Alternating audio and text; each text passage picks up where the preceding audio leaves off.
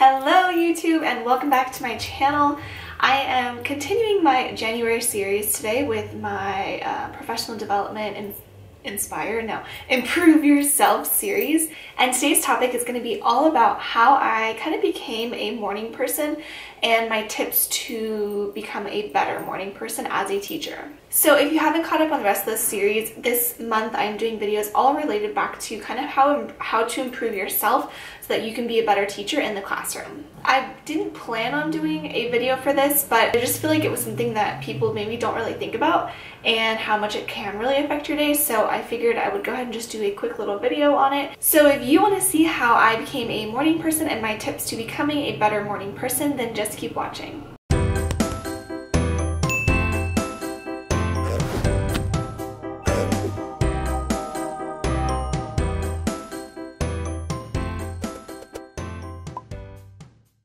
So if you see my morning routine video, which I will link, it's over here, I will link in a card, you would know that I do spend like a pretty good amount of time in the morning just kind of doing my thing. So I wake up about 2 hours before I have to leave for school. So I wake up at 5 a.m. every day, and I need to leave around 7:05. And actually I don't even need to leave at that time. I could technically leave at like 7:40 and be on time to school, but one of my tips is as a morning person, you can get to school earlier, making your afternoon routine a lot shorter. I'm able to get a lot more work done in the morning than I am after school because I'm super energized and motivated because it's the morning, and I haven't been like throughout an entire school day where, you know, things have happened and I'm stressed about certain situations that happened that day. So I can like bust out a ton of work when it comes to the morning. Like, I'm only there for an hour, but I feel like I get as much done in that hour then I do spending like 2 hours in the afternoon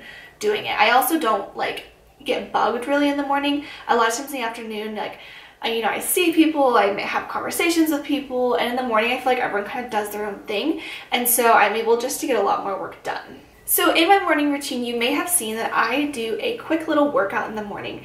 My quick workout started out as like a 25-minute workout in the morning because that was like my workout for the day, and it slowly kind of evolved into like shorter and shorter and shorter, and now it's at a 12-minute workout, and that's always my goal. Just 12 minutes, some sort of physical activity just to kind of get me going. I don't want to like lie and say that I go to the gym after work every day because I'm still on winter break. Technically, when you're seeing this, will be like a few weeks from now, but I'm still on winter break. I have not gone back to school, and I'm trying to pre-film all these videos, and my plan is to go to the gym when I get home after work. But I'm not going to lie and say that I do that right now because I haven't technically started that yet. So anyway, now my morning workout will pretty much just be to help wake myself up. I know working out in the morning sounds absolutely awful, but I'm telling you, once you get into the groove of it, the days that I don't work out in the morning, I can really feel it the rest of the day that I'm just not as, I guess, like peppy as I am when I work out. I feel like it just wakes me up so much, and like I said, I only do 12 minutes, max like 15. I go along with a YouTube video usually, and my favorites are Tone It Up videos, Blogilates, and then there's someone, her name is Rebecca Louise, and it's really hard for me to want to say her name because she's Australian, and she says it obviously with an Australian accent, and so like I want to say it with an Australian accent, but I'll spare you. Anyway, she has a ton of videos like focused on certain body parts, whatever, and they are usually right around 12 minutes, I think. I usually just do like one of those videos and it's perfect. And you don't need a lot of equipment or anything. I think with hers, you don't actually need any equipment. Tone It Up, sometimes you do, and I do have some weights, but I don't have some of the things, and I'll just like kind of modify the exercise if I have to. But I do like Rebecca Louise because you don't need any equipment, and Blogilates as well, you don't need any equipment. So like I said, just 12 minutes. I don't do anything super high impact. I don't pick out like the cardio ones or anything because I don't want to like get sweaty in the morning. My goal is just to like get my body moving and get my body woken up, and I do it the second I wake up. Like, I literally roll out of bed, I sleep in the clothes that I'm gonna use to work out in. A lot of times I work out in my pajamas, and then that way I just roll out of bed, I push my coffee to get started, and then while my coffee is brewing, I get my workout done, and then as soon as my coffee is done, then it's pretty much my workout's done as well. I don't I am not like a sweaty person at all. I don't sweat. I don't like, it takes me a lot to get sweaty, so I'm able to do it in the morning and I don't feel like I have to shower afterward. I do wash my face when I'm done, but I don't feel like I didn't get like sticky or anything like that to feel the need to have to take a shower.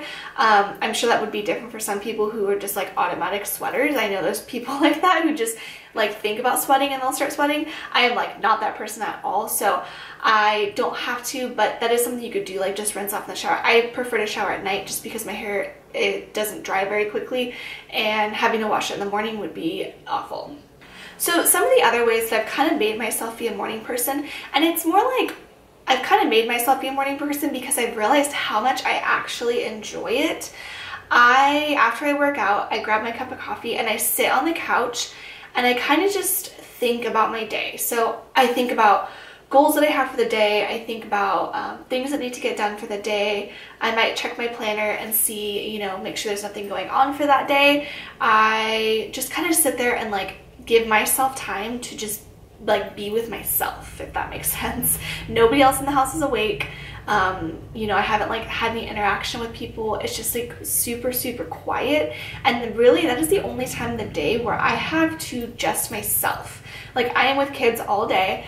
And then when I get home, like I'm hanging out with my husband, everything like that. So it's really the only time of the day that I have to just be with myself and like think about things.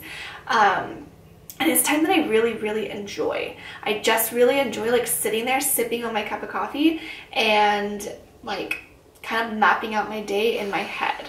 I feel like the one reason I wanted to make this video is because I want to encourage you guys to wake up, even if you don't get up and work out, and but just wake up and like give yourself a little bit of time in the morning so that you don't feel rushed.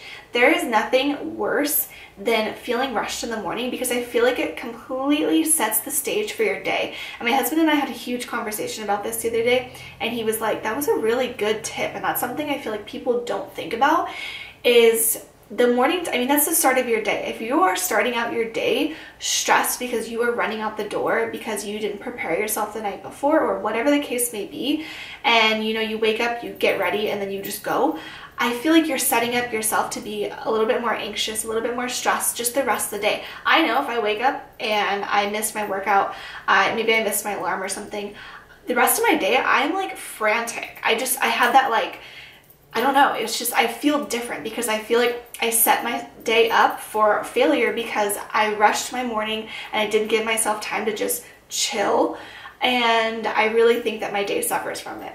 So I really, really encourage you, and if that means, you know, waking up 1 hour before school, before you have to leave or something like that, but just give yourself, even if it's 20 minutes, give yourself that little bit of time in the morning to feel like you don't have to rush.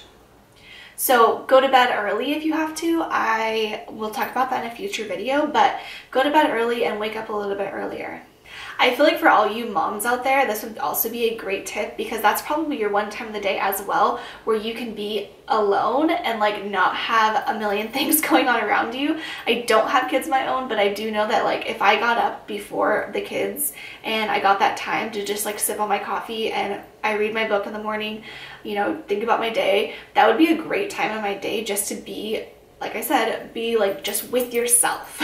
The last part of this video is, what about those days when you wake up and it happens? You wake up and you just don't want to do it. I will lay in bed sometimes and I'm like, I don't want to get up. I don't want to work out. And some days I'll just get up and be like, you know what, I'm just going to skip the workout and I'm going to get up right now, but I'm just going to skip my workout and drink my coffee or whatever.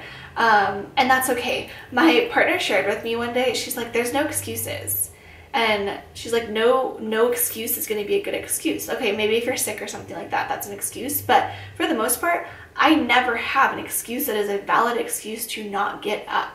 And then what's the point now at that point? I'm only going to be able to sleep for like, you know, maybe another 45 minutes to an hour. By the time I like fall back asleep, it's going to be even harder for me to get up the second time because my body will have like just fallen into sleep. So just think, there is no excuses, and no excuse is a good excuse. Unless you have a truly good excuse, your excuse is probably not a good one. So just get up and get it done.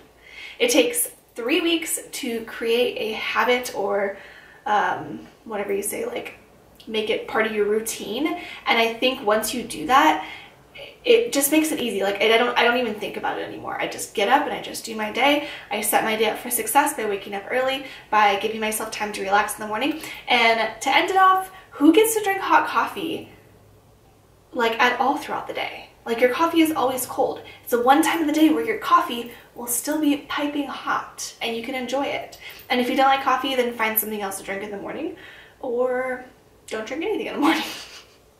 So I hope you enjoyed these tips on how to become a better morning person, even as a teacher. And if you enjoyed it, go ahead and give it a thumbs up. If you have any other tips on how you are a morning person or things that you do in the morning, leave it in a comment down below. If you haven't already followed me on Instagram, it's at My Second Grade Life, so go ahead and follow me over there. And if you haven't already subscribed to my channel, make sure you subscribe. And if you've been enjoying the January series, make sure you give it a thumbs up as well. Make sure you watch my daily vlogs in my classroom. And if you're interested in our teacher tees, the link is always down below for our Etsy shop, so make sure you check those out as well. If you have any video requests, make sure you leave it in a comment down below. And I think I've hit all my bases, so I will see you guys in my next video.